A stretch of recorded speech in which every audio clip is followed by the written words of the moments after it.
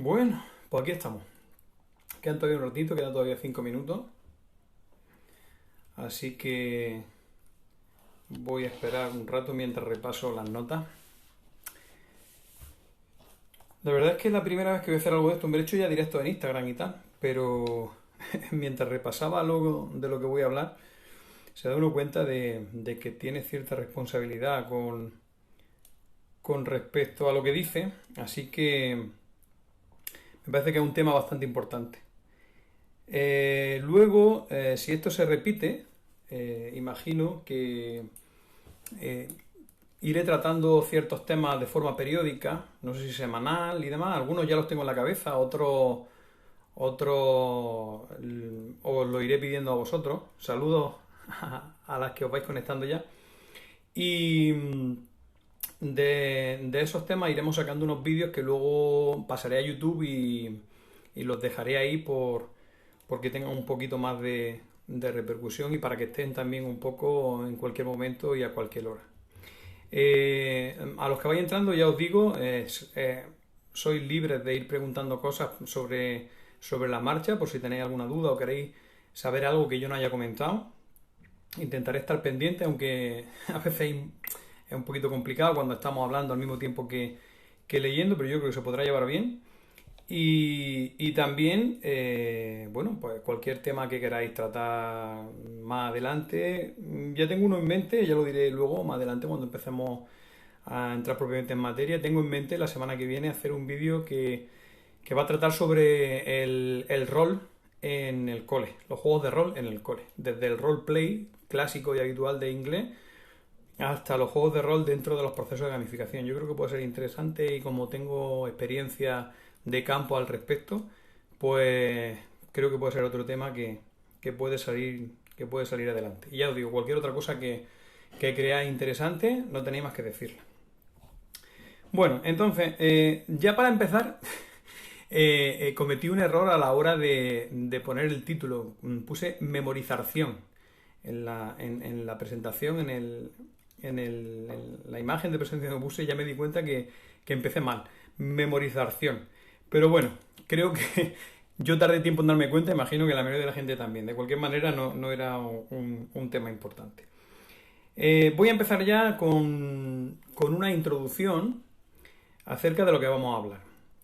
Ya sabéis que vamos a hablar en la oposición que suele haber entre memorización y aprendizaje competencial o por competencia, que se suele asociar a la diferencia entre esfuerzo y diversión. Luego entraremos en eso.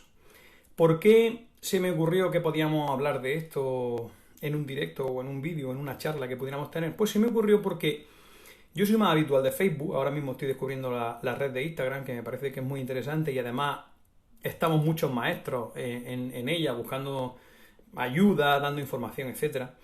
Yo solía frecuentar y suelo frecuentar Facebook y tengo muchísimos contactos, algunos de ellos profesores, otros maestros, muchos escritores, que decían que con la nueva ley de educación se daba un paso más a que el niño no supiera absolutamente nada. Y de alguna manera se hacía una crítica bastante feroz, diciendo que si adelgazábamos el currículum, que los niños cada vez iban a saber menos, que cada vez se le restaba valor a la memorización y solamente se planteaba que los niños tenían que ser felices y que era una locura, etcétera, etcétera, etcétera. Entonces, a mí me pareció bueno, que sería interesante poner ahí una serie de puntos donde se dejara más o menos claro en qué consistía esa dicotomía. Entonces, nos vamos a meter ya un poco en materia. Todo esto viene con la nueva normativa, la nueva Ley Orgánica de Educación, la LOMLOE, que así a bote pronto y ahora mismo, en cuanto a lo que se refiere al currículum, no sabemos cómo va a afectar, porque estamos a la espera de que el Ministerio saque el currículum de primaria y luego aún más tendremos que esperar a los decretos autonómicos y a los currículums autonómicos. Pero si vemos el primer currículum a nivel nacional, cuando esté disponible, ya podremos, digamos, analizarla en profundidad. Sin embargo, ya se ha filtrado a través de los medios de comunicación que la idea de la idea del currículum de la LOMLOE es aligerarlo, quitar contenido. Imagino que habrá quien esté de acuerdo y quien no. Pero para analizar ese primer aspecto, que es el de los contenidos de la Ley de Educación, lo primero que tenemos que tener en cuenta es de qué estamos hablando. Es decir, no podemos hablar de la misma manera en infantil que en segundo bachillerato. Por supuesto, en la universidad. ¿Qué quiere decir con esto? Que no podemos juzgar este aspecto en todos los niveles de la misma manera. Por ejemplo, es interesante que los niños en infantil tengan exámenes, como en algunos casos, los menos, he llegado a ver. Pues no parece lo más lógico. ¿Es lógico que en segundo bachillerato no existan los exámenes? Pues tampoco parece lo más lógico. Lo más apropiado parece que conforme el niño, la niña, el estudiante vaya avanzando, evolucionando en edad y en conocimiento, la forma de enseñar sea como mínimo ligeramente diferente. Esto que para mí es de perogrullo y que parece muy evidente a la hora de la verdad, y si lo vemos dentro de los colegios, pues no se ve tan claro. Estamos anclados en un modelo que viene de la Revolución Industrial del siglo XIX, donde los estudiantes tienen que asimilar una serie de contenidos y soltarlos en un examen, que al final, si no es el todo, es un porcentaje muy alto de la nota. Y eso, aunque las distintas leyes de educación han pretendido cambiarlo, a la hora de la verdad sigue igual. Es decir, para empezar, parece ridículo que se le dé un porcentaje muy elevado a un examen cuando el examen en sí mismo es un instrumento de evaluación, ni siquiera es lo que estamos evaluando. De modo que, aplicando a lo que estamos hablando de las LOE, si la ley dice que se aligera el contenido y que lo que evalúan, como ya dice la LOE, son los indicadores de logro, los estándares de aprendizaje, etcétera, etcétera, pero luego en el centro seguimos haciendo lo que se ha hecho siempre, pues tendremos ahí una doble vara de medir que no servirá para nada. Pero suponiendo que la LOE los LOE va a adelgazar contenido y que nosotros vamos a hacer caso de esa normativa, ¿eso estaría bien o estaría mal? Bueno, pues vamos a volver al título: memorización contrapuesto al aprendizaje competencial, para ver en qué puede quedar eso. Si bien es verdad que la memorización, conforme va pasando el tiempo, va perdiendo, digamos, prestigio en favor del aprendizaje competencial, por lo menos a nivel nominativo, a nivel de estudio, a nivel de leyes, luego la realidad es que memorizamos el alfabeto, memorizamos las tablas de multiplicar, memorizamos muchas reglas de cálculo mental, memorizamos la información de historia, la información de sociales, la información de geografía, con lo cual sigue habiendo una gran cantidad de contenido memorizado. ¿Es bueno o es malo? Pues mira, yo creo que, como pasa en absolutamente todas las cosas, en el término medio está la virtud. Es decir, no podemos defenestrar la memorización porque tenemos internet y lo podemos buscar, porque aparte de la memorización ser buena en sí misma, tenemos que tener en cuenta que hay una serie de bases. Por ejemplo, el vocabulario que yo estoy utilizando ahora mismo, necesito tenerlo en la cabeza, no puedo estar buscando en internet qué palabra voy a decir.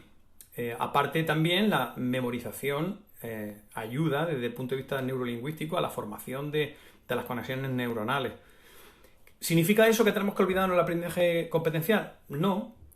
Yo creo que aquí estamos en una falsa falacia. Es decir, ¿por qué tenemos que quitar una en función del...? No. Yo creo que la idea es encontrar el término medio. De modo que en los estadios más bajos del sistema educativo, desde infantil a primaria, lo más importante es el aprendizaje competencial, el saber hacer las cosas, el aprender a aprender, la adquisición de herramientas que nos puedan ayudar a lo largo de nuestra vida, no solo del sistema educativo, a realizar lo que sea necesario. Y conforme ese tiempo va pasando y el estudiante va evolucionando y va adquiriendo esas competencias, es hora de que todo eso que se va aprendiendo de forma competencial vaya incluyendo cada vez más elementos de memorización, que lo hemos llamado aquí como memorización, o más elementos que puedan inducir a lo que se utiliza vulgarmente como un examen. hasta que llegue un punto en que, dependiendo de lo que se esté estudiando, será más importante una cosa u otra. Hola, Katy, ¿qué tal? Entonces, desde mi punto de vista, ¿qué es lo que se debe hacer? ¿Qué es lo que se debe hacer en cuanto a lo que se dice de aligeramiento del currículum? Para mí no es un problema. Primero porque, ya lo habréis oído por ahí, el currículum actual es enciclopédico. Yo siempre pongo un ejemplo en las reuniones de padres. Yo ahora soy tutor, he estado trabajando como tutor de primaria bilingüe, ahora soy tutor normal de primero. Y siempre le decía a los padres que muchos de ellos me venían como que no pones exámenes, no mandas deberes, tal. ¿Tú sabes lo que es un estoma? Todos lo hemos estudiado en EGB o en primaria, porque yo lo he dado en quinto y en sexto. Yo cuando me tocó dar lo que era un estoma, no sabía lo que era. Y más en bilingüe. Era primaria bilingüe, estoma. Y decía, ¿esto qué? Voy a buscarlo en español. Buscaba en español. Y en español era estoma, con la E delante. Y yo decía, ¿y esto qué es? Bueno, pues el estoma es un orificio a partir del cual la hoja de la planta utiliza para respirar, ta. ¿Vosotros habéis podido sobrevivir sin saber lo que es un estoma? Sí, ¿verdad? No ha causado ningún tipo de problema, ¿no? Si habéis decidido estudiar biología o alguna rama relacionada con esto, probablemente esa información sea útil. Pero eso es otra cosa de la que podemos hablar después. ¿Qué estudiamos y cuándo lo estudiamos? De la misma manera, en lengua se estudia lo que es una paronimia. ¿Vosotros sabéis lo que es una paronimia? Yo terminé un máster de inglés hace unos años y una de las cosas que tuve que analizar en el texto de trabajo fin de máster era una palabra que junto con otra formaba una paronimia. Pero yo no me acordaba. Yo analicé lo que era y luego tuve que buscar cómo se llamaba eso. Pero si ni siquiera te dedicas al tema lingüístico, ¿en realidad necesitas saber lo que es una paronimia? Yo creo que no. Pues eso se da también en quinto y en sexto, como mínimo. ¿No sería más interesante, planteo yo, aprender a leer de verdad y a escribir de verdad, con su comprensión, con su expresión, con su coherencia y con su cohesión, más que estudiar la definición de coherencia y de cohesión? Yo creo que sí, ¿no? Pues como esos podemos hacer muchísimos ejemplos.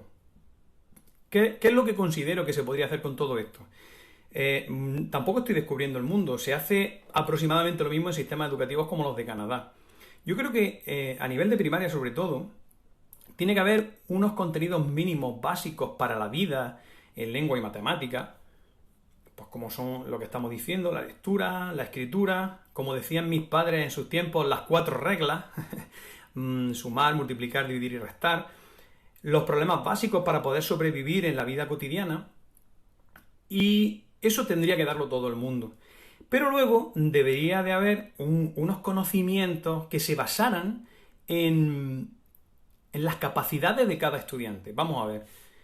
Mi hijo es extremadamente bueno en dibujo. Es extremadamente bueno en dibujo. Pero las matemáticas ni se le dan ni se le van a dar y las va a llevar hasta el final de los tiempos. ¿No sería más interesante que a ese niño se le potenciara junto al resto de niños que haya en el colegio que sean buenos en dibujo? Se le potenciara ese área, mientras que en el resto solamente se tienen las que van a ser necesarias para su vida. Del mismo modo digo las matemáticas, del mismo modo digo la lengua y cualquier otra asignatura. Si a aquella chica se le da de lujo la música, ¿no sería interesante que junto con el resto de niños, independientemente de la edad del colegio, se le potenciara la música y que el resto de asignaturas fueran simplemente lo que realmente necesita para vivir, ni siquiera para estudiar, para vivir? Bueno, creo que no es tan difícil. Lo difícil es que hay, como ya dijo, creo recordar César Bona, para hacer el sistema educativo, y Víctor Arufe también, para educar, que el sistema educativo funcione, hay que tirarlo entero y volverlo a hacer. ¿Por qué? Porque lo que se lleva haciendo desde la Ley General de Educación mínimo, que yo recuerde, por lo menos que yo estudié, hasta ahora, es poner un parche tras otro. Si tú tienes una bicicleta y la rueda se pincha, le puedes poner un parche. Incluso si se pincha 2 y 3 veces, se le puede poner un parche. O si lleva líquido dentro de la rueda, pues se le puede rellenar el líquido. Pero llega un momento en que si el agujero es muy grande, hay que cambiar la rueda. En ese caso, pues bueno, aligerar el currículum del sistema educativo puede ser un paso, pero en realidad habría que derribarlo entero y volverlo a hacer. Dicho lo cual, porque ya veo que me voy y para no extenderme mucho, nosotros tenemos una ventaja los maestros, y es que las leyes de educación tienen su parte negativa, que suele ser su parte antigua, y tienen una parte nueva, que suele venir de Europa. ¿Cuál es el problema? Que se quiere hacer lo nuevo sin desechar lo viejo, y entonces muchas veces entramos en conflicto. Por ejemplo, tenemos que evaluar por competencia, tenemos que trabajar por competencia, pero luego hay que poner una nota numérica por asignatura.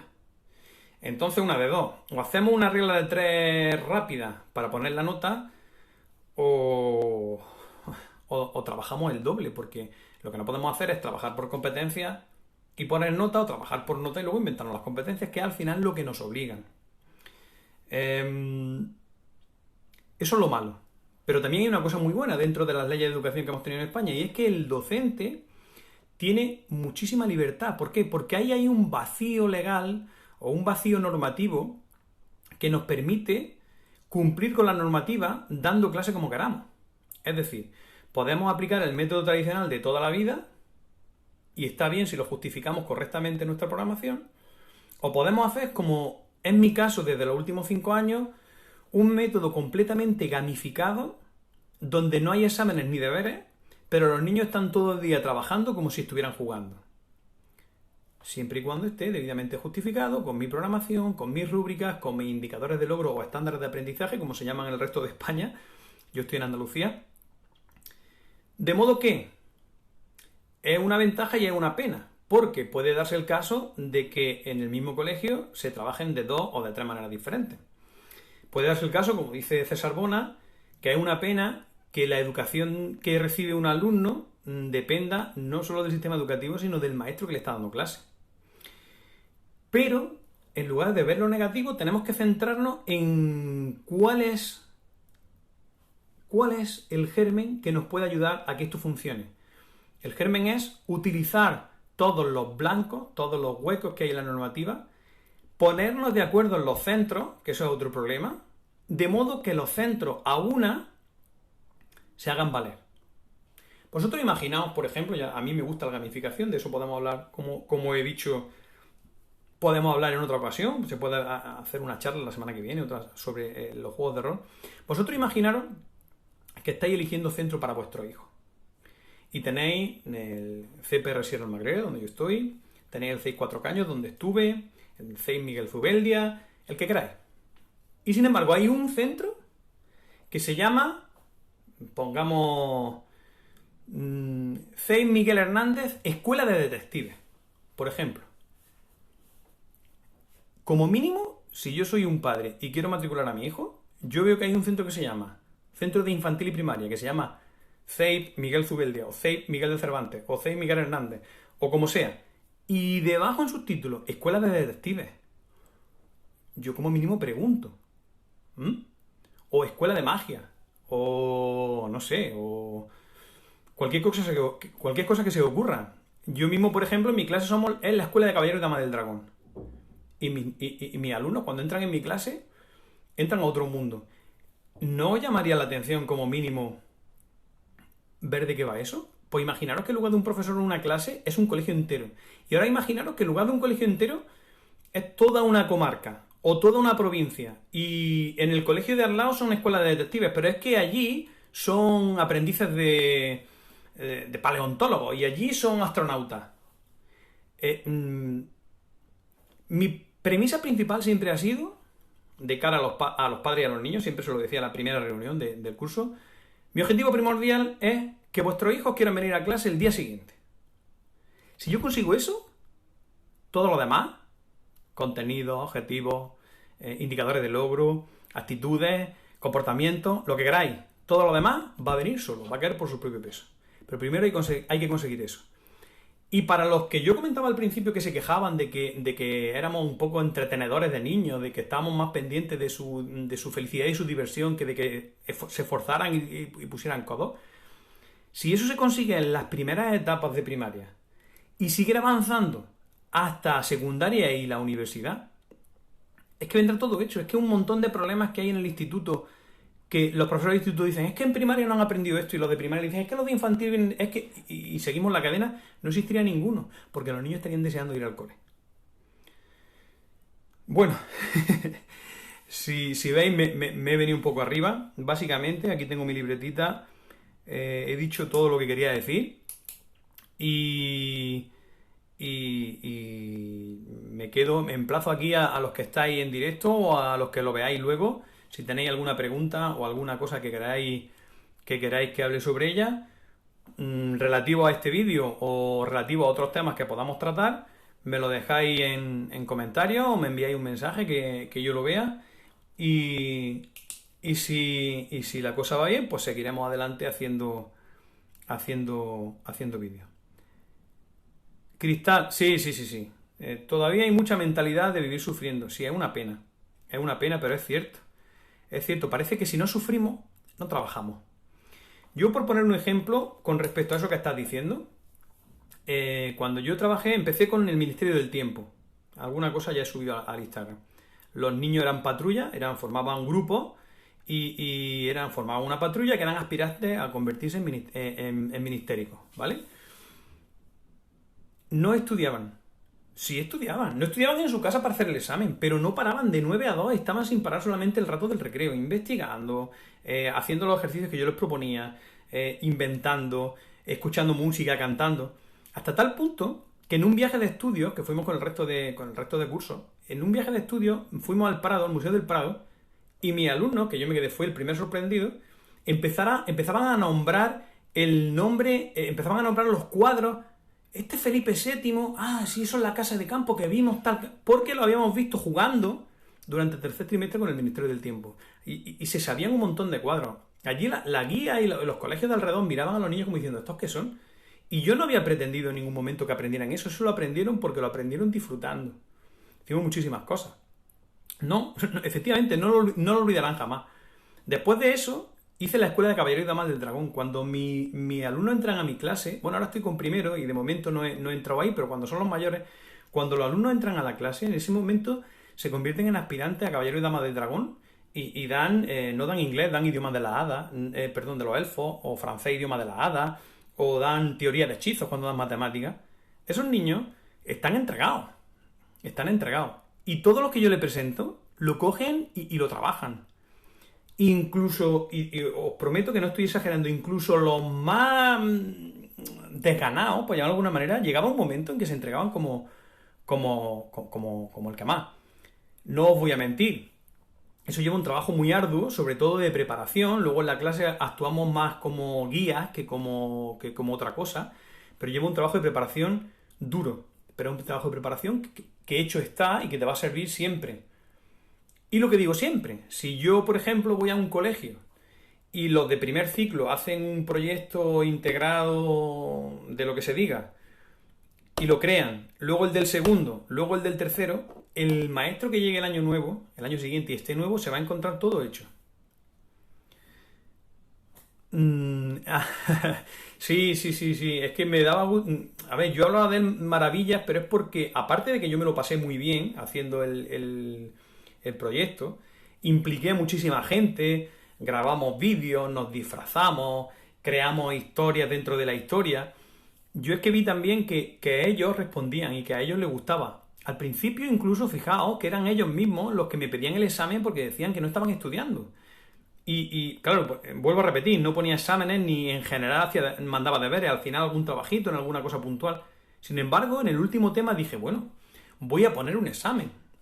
Voy a poner un examen porque a lo mejor tienen razón y aquí nos lo estamos pasando todo muy bien, pero la gente no aprueba. Cogí el examen de la editorial, el del magnífico y maravilloso libro que todos seguimos. Lo mejor no usarlo mucho, pero bueno, en general. Hicieron su examen y aprobó todo el mundo, no suspendió nadie. Entonces dije, bueno, pues esto funciona, pues si funciona hay que seguir haciéndolo.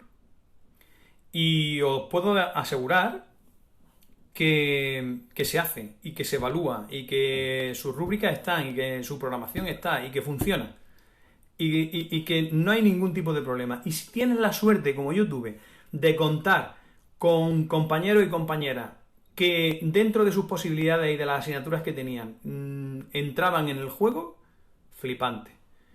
Por ejemplo, la maestra de educación física. La maestra de educación física no estaba propiamente dentro de la gamificación del Ministerio del Tiempo, pero en el momento en que yo les digo que la maestra de educación física es la instructora que les permite estar físicamente como agentes preparados, sin necesidad de que la maestra de educación física participe propiamente en la gamificación, ya la tienes dentro.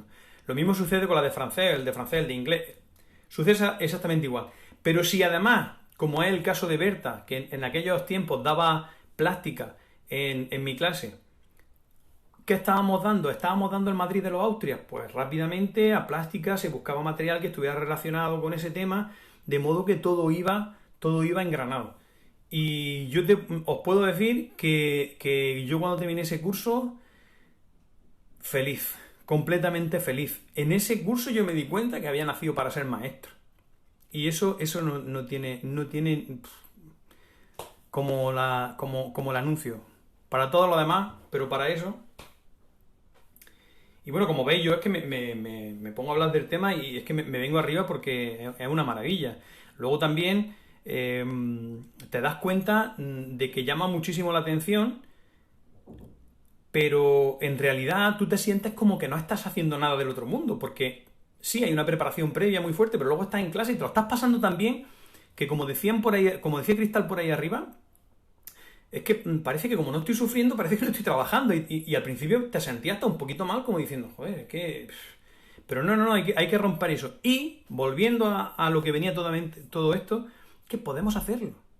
Que podemos hacerlo. O sea, la ley nos permite hacer esas cosas. Es más, las nuevas tendencias están abogando porque utilicemos ese tipo de cosas. Porque utilicemos nuevas metodologías, porque utilicemos gamificación, porque trabajemos por estándares, porque trabajemos... Y se puede hacer. Siempre y cuando no nos quedemos en la letra de la ley, sino que nos vayamos al espíritu de la ley. Y cuando me refiero a eso, me refiero a la comparación bíblica. Es decir, no tenemos que ser más papistas que el Papa, intentar meter todos los indicadores del mundo, intentar evaluarlos. No, vamos a ser cautos, vamos a estar tranquilos y vamos a incluir lo que estamos trabajando. Si hay que trabajar una serie de contenidos, esos contenidos se van a corresponder con una serie de indicadores o de estándares. Y eso es lo que vamos a evaluar. Y si yo estoy haciendo una actividad, que eso es otro problema cuando trabajamos por asignatura, yo estoy haciendo una actividad de matemática que lleva la comprensión lectora, que lleva la competencia matemática, pero es que luego también lleva una relación con la competencia en ciencia y tecnología y con la competencia tal, un ejercicio que estoy haciendo en la asignatura de matemática, que al final se va a quedar puntuado solamente en la asignatura de matemática, pero que en realidad estoy trabajando 4 de las 7 competencias o más. Entonces, ¿no sería más interesante crear el currículum, volviendo al principio, desde el punto de vista competencial más que desde el punto de vista de asignatura? Porque si yo evalúo desde el punto de vista competencial, independientemente de la asignatura que esté enseñando, yo voy a poner mis notas por competencia. El compañero o la compañera de francés va a poner sus notas por competencia. El de inglés, el tal. Y entonces sí podríamos juntar y hacer una media competencia. Porque muchas veces se hacen muchísimas cosas que además se hacen bien, que los alumnos lo hacen bien y sin embargo no las evaluamos. Viene una efeméride y hacemos un panel y seleccionamos unos personajes, buscamos en internet de dónde viene, hacemos un resumen, incluso tenemos un maestro que resulta que su padre trabajaba en la mina, utilizamos al maestro para que haga una entrevista a su padre, trabajamos el contenido de lengua, luego hacemos un gráfico de barras con los distintos tal. Resulta que para una efeméride hemos trabajado un montón de cosas y ese trabajo no se evalúa. Pero sí evaluamos luego el examen y le damos un 60% porque es lo que aparece en el proyecto de Centro. Pues ese tipo de cosas son las que tenemos que cambiar. Y no podemos esperar a que la ley no las cambie.